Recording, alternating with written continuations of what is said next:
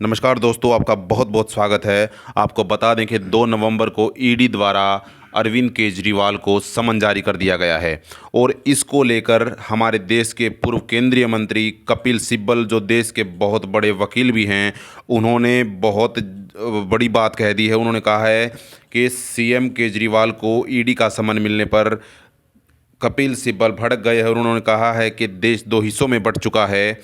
राज्यसभा सांसद कपिल सिब्बल ने दिल्ली के मुख्यमंत्री अरविंद केजरीवाल को ईडी द्वारा समन भेजे जाने के मुद्दे पर केंद्र सरकार पर वार किया है। कपिल सिब्बल ने कहा है कि इन्होंने किसके खिलाफ ये मुकदमे दायर नहीं किए, चाहे पश्चिम बंगाल की बात हो, तेलंगाना की बात हो, राजस्थान की बात हो, हर जगह यही किया जा रहा है।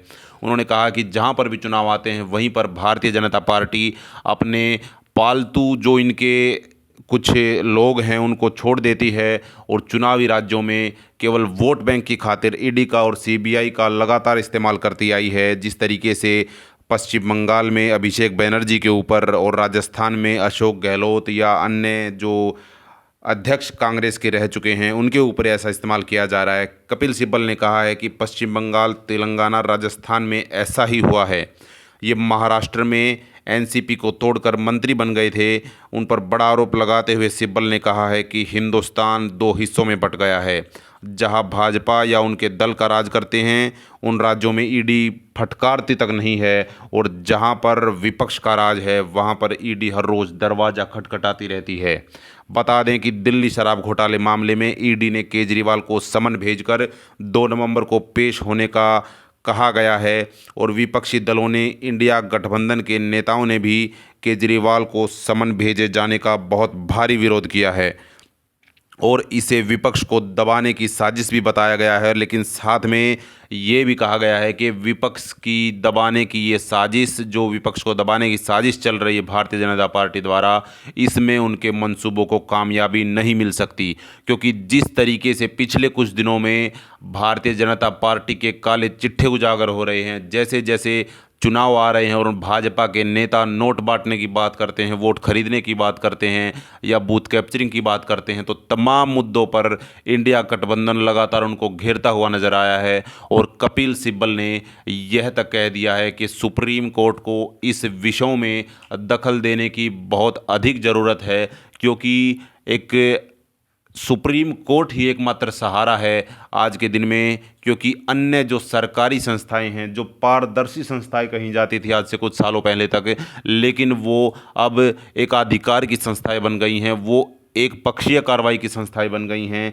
क्योंकि ईडी का इस्तेमाल केवल और केवल विपक्षी नेताओं पर किया जाता है। ये पूछने वाली बात है कि क्या सत्ताधारी किसी भी नेता के ऊपर ईडी का छापा नहीं पड़ना चाहिए? क्या इतिहास में किसी सत्ताधारी नेता पर ईडी ने छापा डाला है और उस पर कोई जब्ती या कोई कार्रवाई की है?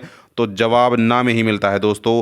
और कपिल सिब्बल ने ये तक कहा है कि जिस तरीके से अमित शाह और नरेंद्र मोदी दोनों मिलकर जिस क्रोनोलॉजी को देश में ला रहे हैं वो केवल और केवल विपक्ष को जड़ से ख़त्म करने की है। वोट से या जनता की चोट से कोई ख़त्म नहीं कर सकता, लेकिन बीजेपी ने केवल सीबीआई और ईडी की रेडों के द्वारा कैसे विपक्षी नेताओं को ख़त्म करने की साजिश रची है। जिस प्रकार से चाहे आम आदमी पार्टी के जो शुरुआत से माने तो सत्येंद्र जैन हों, उसके बाद जो बहुत बड़े नेता थे दिल्ली के शिक्षा मंत्री, जो दिल्ली की शिक्षा में क्रांतिकारी बदलाव लाने वाले थे, मनीष सिसोदिया को भी जेल भेज दिया गया। और उसके कुछ समय बाद जैसे ही अडानी के मुद्दों पर संजय सिंह बोले तो उनको भी इसी मामले में समन जारी करके गिरफ्तार कर लिया गया और अब तक उनकी जमानत याचिका जो है खारिज लगातार होती आ रही है। और आपको बता दें कि जैसे कि 1-2 दिन पहले मनीष सिसोदिया की जमानत अर्जी कैसे खारिज कर दी गई, जबकि पिछली तारीख में सुप्रीम कोर्ट ने ये कहा था कि आपके पास यदि ठोस सबूत नहीं हैं तो मनीष सिसोदिया को जल्द से जल्द जमानत दी जाएगी। इनका केस 2 मिनट तक भी टिकने वाला नहीं है। और किस तरीके से अब अरविंद केजरीवाल के ऊपर इन्होंने शिकंजा कसने की जो है एक झूठी कोशिश की है, इसका पर्दाफाश कपिल सिब्बल ने किया है। और साथ देखने वाली बात यह है कि केजरीवाल जो कल जो है खुले मन से ईडी का साथ और जांच में कार्रवाई करने के लिए प्रतिबद्ध हैं, अब ईडी किस तरह से क्या कार्रवाई करती है ये कल ही साफ हो पाएगा। ये तमाम जो ईडी का विषय है या देश को चुनौती देने वाला विषय है, आप सबकी इसके ऊपर क्या राय है कमेंट बॉक्स में ज़रूर रखिए दोस्तों। और साथ में ही नई नई तरोताज़ा खबरें पाने के लिए हमारे चैनल को सब्सक्राइब कर लीजिए। एक नई अपडेट के साथ आपके बीच होंगे। जय हिंद, जय भारत।